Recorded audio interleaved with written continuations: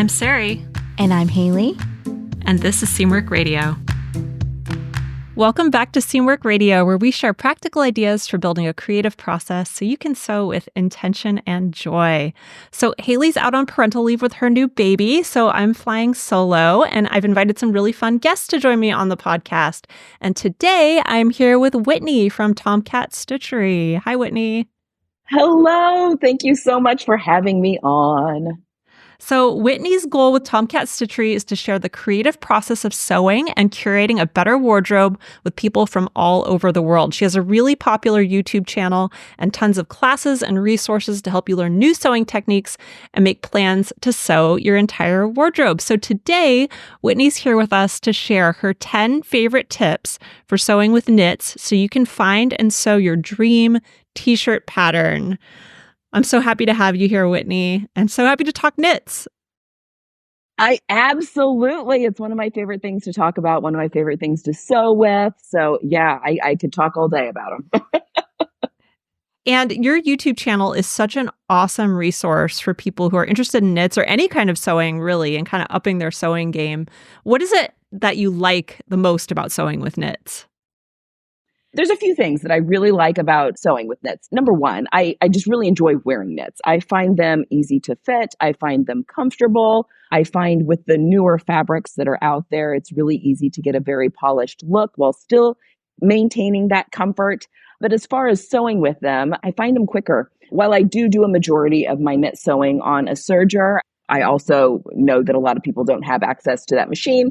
Just as easy to sew them on the sewing machine, but I do find them just a little bit quicker to get through. I find them great palette cleansers. And the t-shirt in particular is one of my favorites because it's just such a great wardrobe basic. It can be layered. It can be, as is. It can make, dress things up, dress things down. And then obviously once you've learned to get a really great fitting t-shirt, it's so easy to hack it into dresses or different necklines. I just find it a great base pattern to play around with, I guess. Yeah, absolutely. I've been thinking about this because on our YouTube channel, I've been starting to document the process. I'm trying to get to having an 80% handmade wardrobe. That's my goal. I would like for 80% of my wardrobe. Doesn't have to be 100%, doesn't have to be perfect, but 80%. And part of that is kind of replacing some of the store-bought clothes I have. So even the basics like t-shirts and things with things I've made myself. And it's so fun because you get to really choose all those details, all the fabrics, everything that makes a t-shirt really stand out in your closet and makes it something you want to wear, Absolutely. Absolutely. Yeah. Colors that you want to wear that are not available in the stores, right. Certain patterns. Yeah, I completely agree. Yeah. I think a lot of people, at least people who are newer to sewing or haven't really gotten into knits, feel a little bit intimidated by them. What is it that you think intimidates people about knits? I think maybe the biggest thing is just the fact that the knit fabric stretches and people don't know how to compensate for that. It's easy to pop stitches. Our fabric needs to continue to be able to stretch even after it's been sewn. And I think that does intimidate some people. Obviously, because of the nature of the stretch of the fabric, we can come into some sewing in particular issues with the machine or with, our seams getting pulled out of shape, some of those troubleshooting things that once you have a few little tips and tricks in your bucket aren't so hard to get around, but it can be a little intimidating when you're used to a fabric not having give and then all of a sudden being very stretchy. Yeah. And do you think that when people are first getting into knits, they should invest in a serger right away? Is that something that you think is necessary? Absolutely. No, absolutely not. I think that it is very doable on a sewing machine, especially with, a lot of the major thread companies now are offering these stretch threads that I think make sewing, keeping our seams stretchy and keeping them, even having that recovery as well that a lot of our spandex fabrics have, makes it so much easier to be able to sew quality garments on a sewing machine and not having to have the serger anymore. Yeah. I mean, I still enjoy the serger. I enjoy the professional finish that it gives. But yeah, it's absolutely doable with just a sewing machine, just a zigzag stitch. Yeah. That's interesting. That's a great tip because I haven't actually sewn with any of those stretch threads myself. So I'm very curious about them. Me too. And I've only just dipped my toe in because, again, I do so much on the serger, but they're really amazing. It's amazing how even just with a straight stitch, how much stretch and recovery I can get with that thread as opposed to a regular polyester all-purpose thread. Yeah, they're pretty cool. That's cool. All right, Yeah. let's get into your 10 tips. Okay. Okay. Well, and that is kind of one of them, the stretch threads. So there are so many, not necessarily gadgets. Well, there are some helpful notions and gadgets that are out there. We obviously, as seamstresses, a lot of us also like to collect the things that go with sewing, whether that be fabrics or all of the different things that can help make our life a little bit easier. So I've tried to keep these things that are accessible to everybody. So not necessarily something that you're going to have to spend a ton of money on, which is why I think it's important that when we are talking about sewing with knits and learning to sew with knits, that it can totally be done on a sewing machine. So what's the best sewing machine is the one that you have access to, the one that you have right in front of you, or the one that you're most easily able to get your hands on. That's a big thing with sewing to me, to make it, because it should be accessible to everyone. It's a wonderful little hobby. But I think the first thing when it comes to sewing with knits is a walking foot. So most sewing machines do come with a walking foot, maybe that comes with your brand of sewing machine. There's so many generic walking feet that are out there. Heck, even on Amazon, you don't have to spend a ton of money on them. Some of them can be quite costly. I'm not sure why, but Yeah. just as long as you've got a walking foot. And the reason for that is that for those that aren't familiar with a sewing machine, the bottom part of your sewing machine is called the feed dogs, and that is what's grabbing the fabric and pulling it through. A walking foot kind of mimics that on the top. So we're pulling our top layer and our bottom layer through at the same rate. So you're not going to get the stretch of the seam. You're not going to have one layer getting stretched and then the other one not getting stretched, and then it comes up with wavy seams. It just makes navigating knits, I think, so much easier.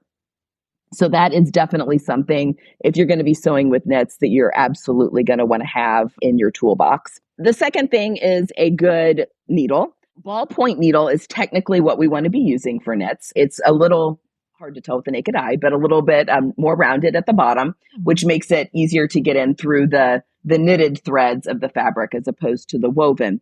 But particularly because so much of our fabric nowadays has a spandex component, I prefer actually a stretch needle. So it is a ballpoint needle, and I'm not even sure what makes the difference. I just notice I get much less skip stitches when I'm using a specific stretch needle. I prefer the Schmetz ones, but those are my favorite. They're pretty easy to get at all the box stores and Amazon and Wallwack and all of that. But that is my favorite. I keep them in a couple of different sizes. You want a smaller size needle for your finer fabrics and a little bit larger size for your thicker ones, your pontes and that sort of thing. But that will really help, in my opinion, from those skip stitches and just help make life just a little bit easier. Just to clarify for people, this is something they would use in their serger or in their regular straight stitch machine? Yes. Absolutely. Mm-hmm.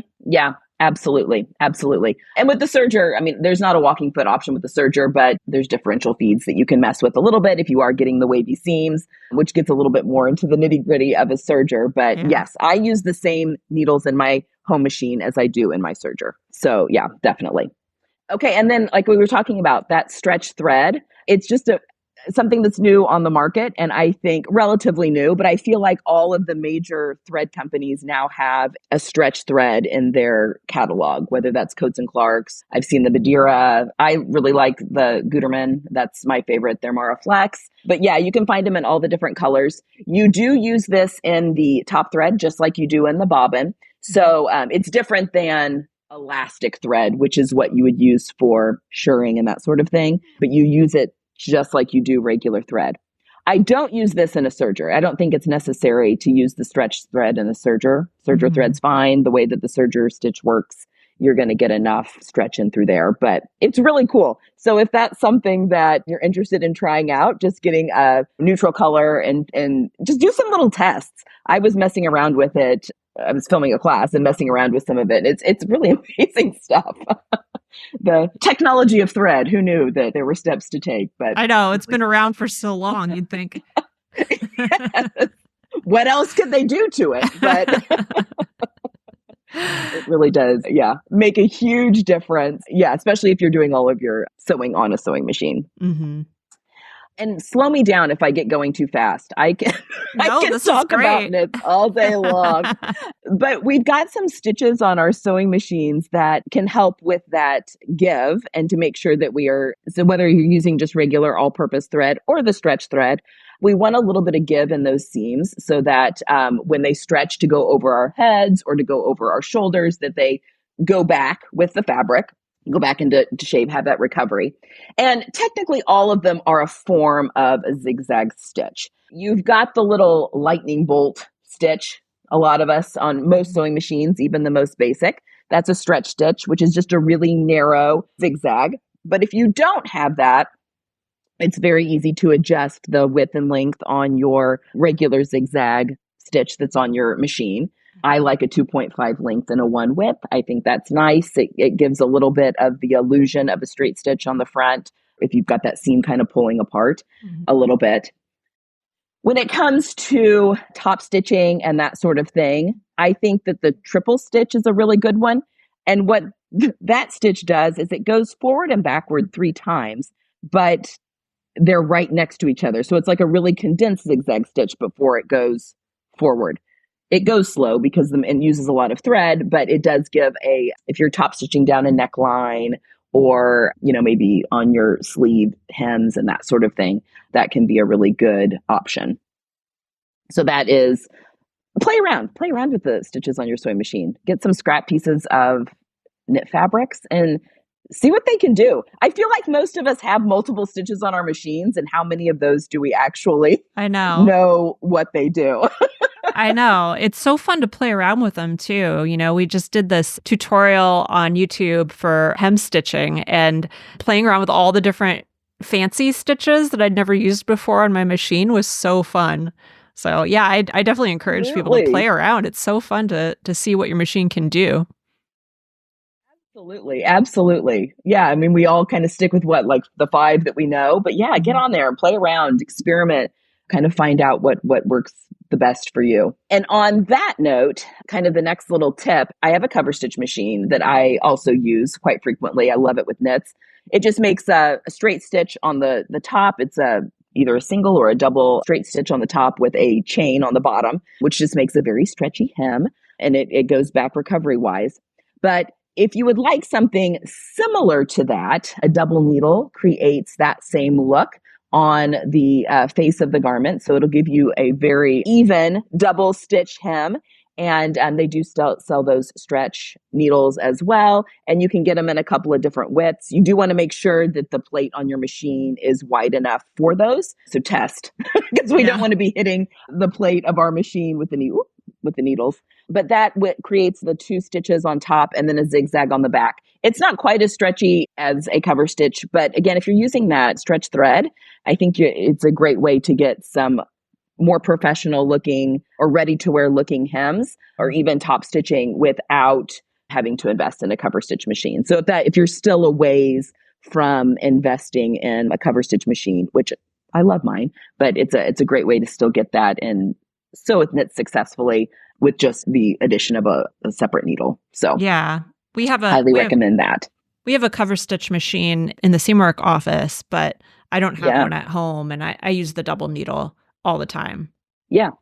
I mean, it's a great, especially if you're just doing hems on a cover stitch machine, you know, and a costly machine to have just for hems. Yeah, so, it takes up space too. Yes, absolutely. So the double needle, the twin needle there for the wen is always a really, really good idea. Yeah. Okay, another thing that I like that I find really helps to kind of elevate a garment, help with the longevity of specifically t-shirts, but any kind of knit dresses and that sort of thing, are some stay tapes, especially stay tapes in the shoulder seam. And I use a woven stay tape, so it has 0 give. It's fusible. I iron it into the shoulder seam on the back, and it just keeps your shoulders from growing over time, from then pulling your neckline out of whack. It keeps things through all of the different washes looking better, in my opinion, especially if you like to use rayon or viscose jerseys for your t-shirts, because that fiber is so heavy, it has a tendency to grow, and so easy to stretch out those shoulder seams with those fabrics that are of a little bit heavier fiber. So a little stay tape. Some people will use clear elastic in that shoulder seam as well to help give that stability. But that is one of my favorite ones to use, as well as I love a good double stick, double-sided hem tape for the hems of my knits because number one, you iron it on, pull the tape off, fold it up, iron it again, but it keeps your hems very consistent. I find that a 1-inch hem on the bottom of my t-shirts or the sleeves is just a really hefty, professional looking width, if that makes sense. Yeah. It just looks more ready to wear and store-bought. And honestly, that one is just really more for ease. It's just so easy to have it all nice and pressed up. So when I go to do my hems, I'm also making sure that I'm catching the back of that hem in either the cover stitch loop or the zigzag from the twin needle. But those are lovely. And you can find a few different brands of those as well. Yeah, I love that stuff. To really, yeah. I mean, why make life more complicated? The easier it can be, the better. That's my motto. So yeah. Yeah, absolutely. I am here for the joy of sewing. I am not a couture seamstress and I'm okay with that. I am here just to enjoy. I'm a ready to wear seamstress. That is my level of detail and professionalism. While doing the more detailed stuff can be fun. But yeah, we're here for the joy. And sometimes we just need that palate cleanser, that quick little make, which shirts are great for. Yeah. And I think another tip that I would say is fabric. So I feel like, especially people that are newer to sewing, period, or maybe just newer to sewing with knits, picking the correct fabric to go with the correct project can be a big hurdle. Sometimes a project can be sewn very well, but maybe the fabric was wrong. And so it's not laying how you envisioned, or it's boxier than you thought, or drapier than you thought, just because you picked the wrong fabric for that pattern. I have 3 kind of substrates, I guess, that I particularly like for t-shirts.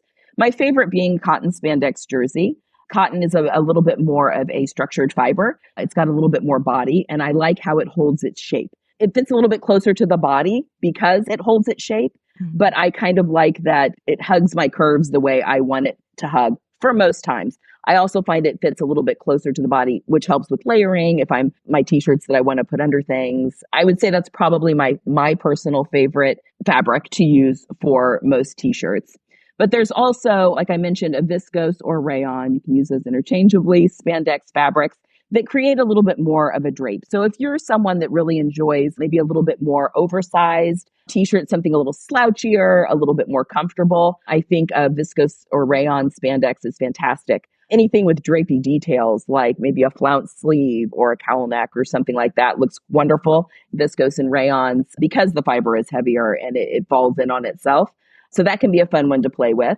It's typically a little bit thinner fabric. So if it is clinging, sometimes it clings a little more to lumps, bumps, that sort of thing, which can be fine because that also, the different fabric properties can be good and bad depending on what your end goal is.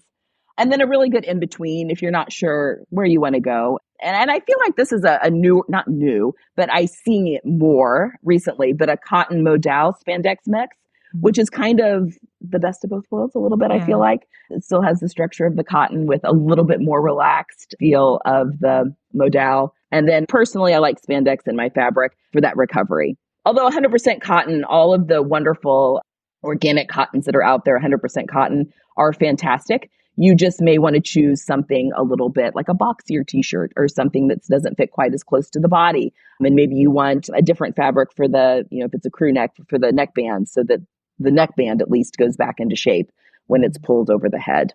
But yeah, there are so many wonderful fabric stores that are out there, these independent fabric stores.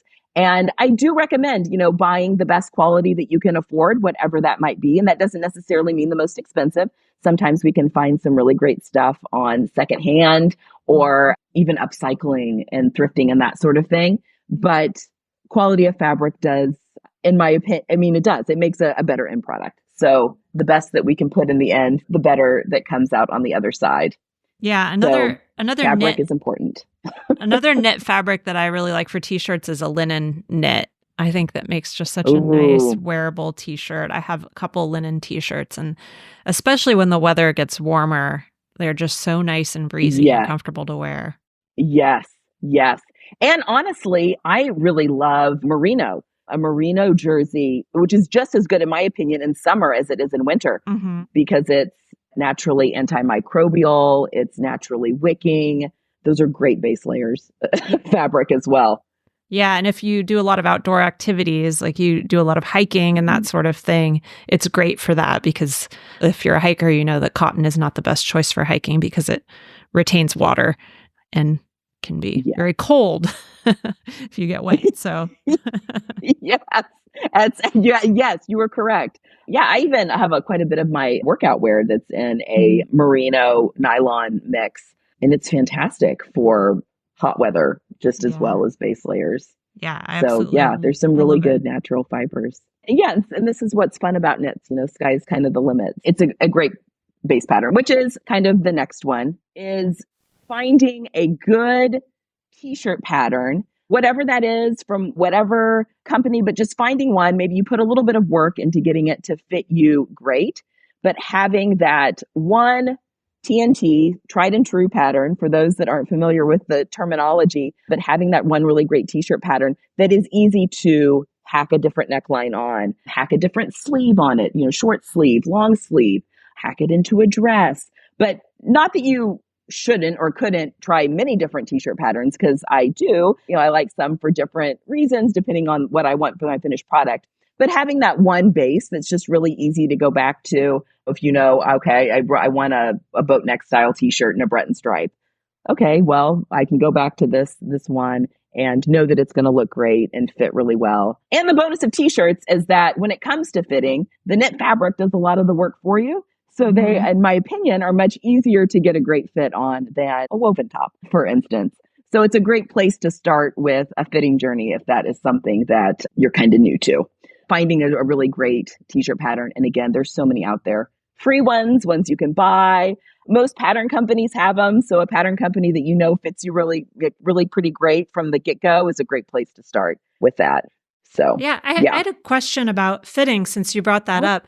I yeah. think one of the things that people find difficult about fitting knits is that every fabric Mm-hmm. behaves differently. Do you have any advice for Mm. people when they're trying to get that great fit on a t-shirt when they might want to try different fabrics? And actually, I just had someone ask this question on the YouTube channel not that long Hmm. ago. Because, yes, a cotton spandex is going to fit you much different than, the same. Maybe the pattern fits you really well in a cotton spandex jersey, and then you make it in a rayon or maybe something with a little bit more drape, even like a linen rayon blend. I've gotten some really beautiful fabric like that. And now all of a sudden the t shirt looks really big. I think the biggest tip when it comes with that is I don't think that necessarily you need to make any fitting adjustments to the pattern because the pattern as a base pattern fits you really great. There just may be some concessions that we need to make for the fabric. So, getting a t shirt pattern maybe to fit you in a fabric that doesn't tend to grow or move, so like a cotton spandex. And once we've nailed down the fit, just knowing, okay, if I'm going to make this in a fabric that's got a little bit more drape or even a fabric that maybe doesn't have quite as much recovery, then we're just play around with some of the seam allowances. So maybe that's where we're taking it in a little bit more at the side seams. Or maybe that's we know this V-neck gets a little too plunging on me when it's in a drapier fabric. My t-shirt pattern, I actually have multiple necklines drawn on it. So I will trace off whatever I'm making. So even having a couple of different options for your scoop neck or your V-neck, I think would absolutely make sense. Unfortunately, when it comes to pairing fabric with patterns, it really comes down to trial and error. And that's the best way to learn. And I know that that can be this because fabric costs money. I mean, it's time and effort and money that we're putting into these projects. And it's a real bummer when they don't end up the way that they do. But that's honestly the best way for us to learn. And I will say, most of the time, even when we come up with a fail, very rarely is it unsalvageable. Hmm. Usually there is something that can be done to alter it and get it wearable and still working. So Yeah. don't be scared to try. Yeah. And I think you bring up some good points about thinking critically about the fabric and what types of fabric are going to work with that particular pattern. So if you do get it, like you said, if you get the fit right with a certain type of fabric, you can think a little bit more critically about which other types of fabrics might have the same kinds of properties so that you'll get a similar fit as opposed to, and that's again, like you're saying, it's trial and error and really figuring out, for example, how rayon behaves a little bit differently than a cotton spandex. You can know that and learn about that, but sometimes you have to do it yourself to kind of figure out what that looks like. Absolutely. And even just trying on your t-shirts and making some side-by-side comparisons on the differences can be really helpful. And it's not just knit fabrics. I mean, the wovens do the same thing. So absolutely. That's, yeah. It's one of those things. It just, helps just to get in there and start messing with it. And my daughter's an artist. She is a painter. And I equate it almost to like different mediums. Like her oil paints behave differently than her acrylic paints, and definitely different than the watercolor paints. But you just got to get in there and play with the medium in order to determine what it's going to do and to get your desired end effect, Yeah. So think of the fabric as your paints. Yeah. Exactly. It could be a lot of fun. But then on that note, I think when it comes to working with knits and sewing with knits, is now that we've made this wonderful garment, how do we take care of this so that it does last us a long time? Because I done a little bit of a experiment. My mom was always complaining. She was buying these very nice quality t-shirts and getting the random holes around the belly, like from where her pants were abrading. I mean, there are a million different theories out there about why these holes appear in these ready-to-wear t-shirts. And I'm pretty convinced it's fabric. Even these higher end companies selling, these higher end t-shirts, in order for everything to come out, how do they make their profit? Well, they either save money on one end or they raise their prices. So I'm pretty convinced that as seamstresses or sewers or sewists, that we can a lot of times source much nicer fabric than what we can necessarily buy in the stores. So I think it's worth it to put in the time and money into t-shirts because they're going to last you so much longer than, the $5-10 t-shirt that you can go into Target. Yes, I can buy a t-shirt for way less than what I can make it, but it's not going to last me nearly as long. That plays into just how we're laundering and how we're taking care of these finished garments.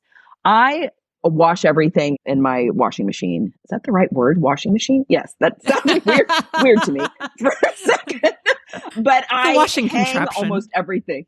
Yes, the big machine that washes my clothes with delicate soap, and try to use the highest quality soap I can use, especially on my handmaids. But I air dry everything. The spandex content in our t-shirts does not like the heat. Occasionally, they do get thrown into the dryer because other people do laundry in my house as well, which is why we should always wash and dry the yardage before we make the t-shirt so there's no major shrinkage. But I do try and air dry all of my finished t-shirts, and you're going to have a reduction in pilling. You're going to have a reduction in the fading of the color. They just seem to last much longer when you just take care of them properly, even though it's tempting just to toss them because it's a t-shirt, just to toss it into the dryer, but to get more longevity out of that when we take care of what we made a little bit better. Yeah. I also always get those holes in my t-shirts, and I always attribute it to the cats, digging their claws into my belly when I hold them. But I don't know. Which could totally also. Yeah. Well, I'm sure it doesn't help, but Definitely. Yeah, I've read all sorts of different theories, but I told my mom, I was like, okay, we're going to make you a couple of t-shirts. And I'm just curious, like, are you just really hard on t-shirts, or is it the difference in fabric? And so far, the couple that I've made her, she's not getting the holes. So I don't know. We'll see. It's my very unscientific, my hypothesis for the dreaded, holes in the fronts of t-shirts. But here for the longevity on, especially on our handmade wardrobe. Absolutely. Where am I at? Am I at like tip 8, 9? I'm not even sure where I'm at in my tips now. I think probably the biggest tip though, when it comes to sewing with knits, is, like I said, just to try. Catastrophic is going to happen if you make a t-shirt that turns out horribly wrong. And again, there's very little that we can do to a t-shirt that is not fixable, especially with some of these tips and tricks, using the walking foot, using the correct thread and the correct needles. That is going to set you up for success. So you're not getting horribly stretched out seams and that sort of thing. But it's so satisfying to have a garment that you've made and to be able to wear that proudly. I get really tickled. I make most of my clothes. I'm like you, not 100%, but it's funny because my dad just finds it mind blowing that I've made my t-shirts. I can show up in a blazer and pant set that I've made, and his mind is not nearly as blown as in a t-shirt. So just keeping that perspective that the reason that we're doing this is that, for the joy of sewing. And if we don't try, then you don't get that the outcome, that wonderful feeling of pride in making something that you've worn. So yeah, don't be scared. It is just fabric. And while it is time and money, again, thinking of it as an artist, I never say to my daughter, oh my gosh, look at that canvas you just wasted, because that's not the case. Like we are learning and we get to wear our art, which is really cool, and show our individuality and our uniqueness right there in our craftsmanship on our bodies every day. As a sewist, is there any better thing for someone to say, oh my gosh, I love your ... and be able to say, thanks, I made it? Because people are always so impressed.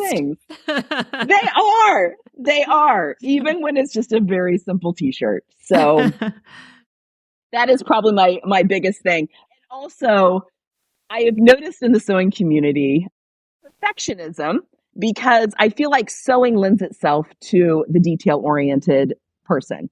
It's very satisfying to that type of person. But I feel like perfectionism, it steals joy, and it can get in our heads and take away the joy that is sewing. So don't let perfectionism throw you off. If it makes you feel better, go put on that ready to wear t-shirt and compare it. And a lot of times you're like, oh my gosh, this actually is way better than, is it perfect? No, but it's still better than what I was paying for originally. So just keeping that mindset. Yeah. And even if it's not, even if there are things that really bother you about it, you get to learn from them. And that's really cool too. And the next time you do it, it'll be a little better.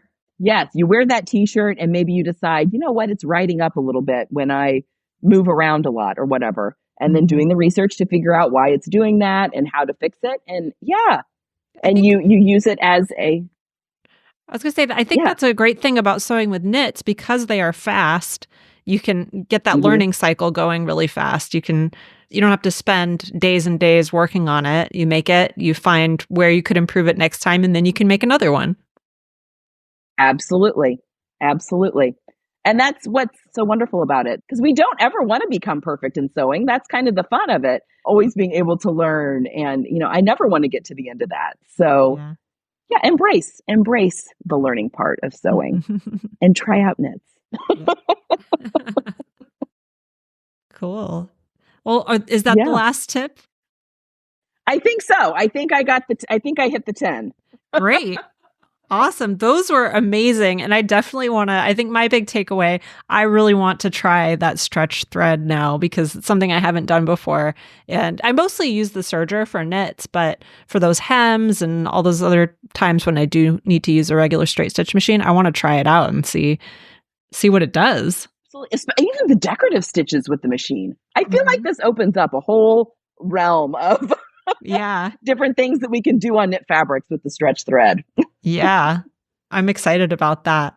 Well, thank you so much for joining me today, Whitney. And if people want to follow you, where can they find you? Well, you can find me at my website, which is TomKatStitchery.com, which is kind of an easy way to find me at all my other areas. I'm TomKat Stitchery on YouTube. We've got 2 videos that come out every single week. And then I'm TomKat Stitchery Caramel on Instagram and Facebook. And come follow along. And that's TomKat with a K for all of you listening. Yes. Yes, it is. It's TomKat. Yes, it is. And we'll put a link to those in the show notes as well. So if Whitney's tips have you wanting to do some shopping for knit fabric, I wanted to remind all of you that Seamwork members get discounts at some of our favorite indie fabric stores. And you can save anywhere from 10 to 20% on your purchases as a Seamwork member. So a lot of people say that these discounts alone pay for their entire membership. And you can see a list of participating fabric stores at seamwork.com/deals if you're interested in that. And if you like this episode, we would love it if you would leave us a review. We read all of our reviews, and we are so appreciative of every single review and 5-star rating that we get. So if you're listening on Apple Podcasts or Spotify or anywhere else you're choosing to listen to this podcast, go ahead and leave us a review. I also wanted to mention that we are now on YouTube. We have a separate YouTube channel just for the podcast, as well as our main YouTube channel. And those are just a way for you to listen to the podcast on YouTube. Some people prefer that. So if you want to do that, you can do that as well. And you can follow our main channel at Seamwork Video. We're there and we're always posting awesome videos, tutorials, things I'm making. And you can find us there along with Whitney's channel. Again, that's TomKat Stitchery. Be sure to follow her there. You can follow us on Instagram at Seamwork. And if you'd like to join Seamwork and become part of our private community, plus get access to hundreds of sewing patterns and dozens of sew along classes, our podcast listeners get a 50% off lifetime discount when you join at seamwork.com/go/podcast50. And that does it for us this week. Thank you again for joining us, Whitney. Thank you so much for having me on. This was a ton of fun. All right, I'm Sarai, and this is Seamwork Radio. Seamwork Radio is brought to you by the team at Seamwork. Seamwork's an online community that supports you in creating a wardrobe that feels right for you.